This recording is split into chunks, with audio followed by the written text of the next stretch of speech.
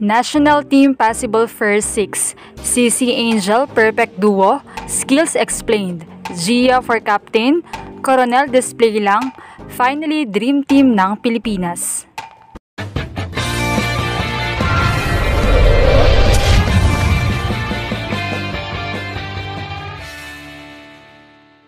What's up, Volleyball Nation? Welcome back to my YouTube channel. Narito ako para magbigay sa inyo ng updates tungkol sa mundo ng volleyball. Pero bago yan, don't forget to subscribe and hit the notification bell para updated ka sa aking mga videos. Wish granted naman para sa matagal na nating hinihintay na team ng bansang Pilipinas, ang Alas Pilipinas Team. Ito na nga ang inaasahang makapagdadala ng tagumpay para sa Pilipinas sa women's volleyball. Bigatin talaga ang ating mga isasabak dahil pinagsama nga itong UAAP at PBL stars. Especially, it will be orchestrated by the best setter of the Philippines at fresh from Japan stint, Gia Morado de Guzman. Kaya naman narito ang mga posibleng first 6 para sa AVC Cup. Alam nating halos lahat ay first 6 caliber, pero kailangan natin talagang pumili ng mga pangmalakasan. Para sa ating setter, that is for sure, it will be Gia Morado de Guzman. Alam natin kung gaano kadali kumonekta si Gia sa kanyang mga spikers. Kahit na nga first time niyang makakasama ang isang spiker, nakakabuo agad sila ng koneksyon. Lalo pa nga at talagang high caliber ang mga nakuhang lineup.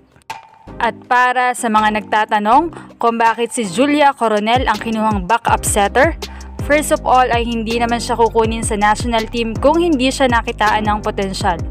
Juju Coronel is an offensive setter, umaatake at mabibigat ang mga serves niya. At malaking tulong siya sa blockings. At maaaring ito rin ang isa sa purpose. Once na si Gia ang nasa harap at kailangan ng net defense, ay on the go si Coronel.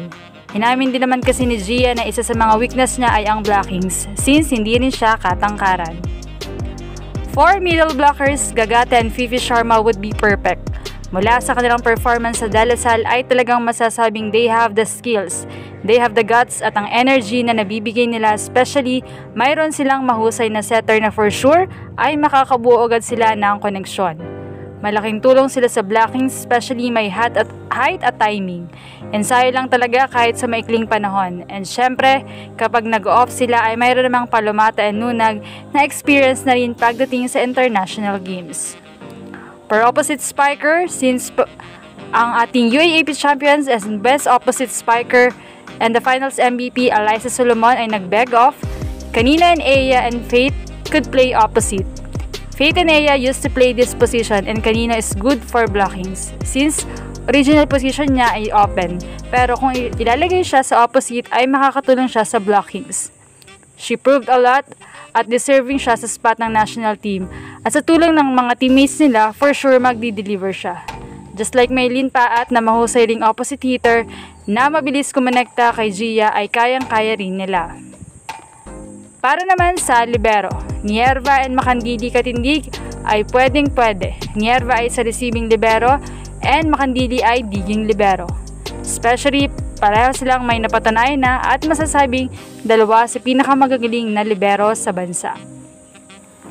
For our open hitter, dito maraming bala ang Pilipinas at kahit sino ay kaya namang mag-deliver.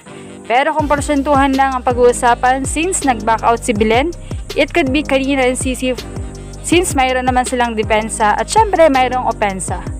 Kung pagod na naman, mayroon pa tayong Faith na may opensa at kung porsentuhan sa depensa at kailangan din ng tulong sa receive, Vanny Gandler could get in. For blocking and attacking purposes, kayang-kaya din ni Faith. And Aya is also a perfect partner for CC. In short, lahat pwedeng pumasok, pero porsentuhan lang kung sino talaga ang mainit at kung sino ang for blockings at pang sweep sa likod.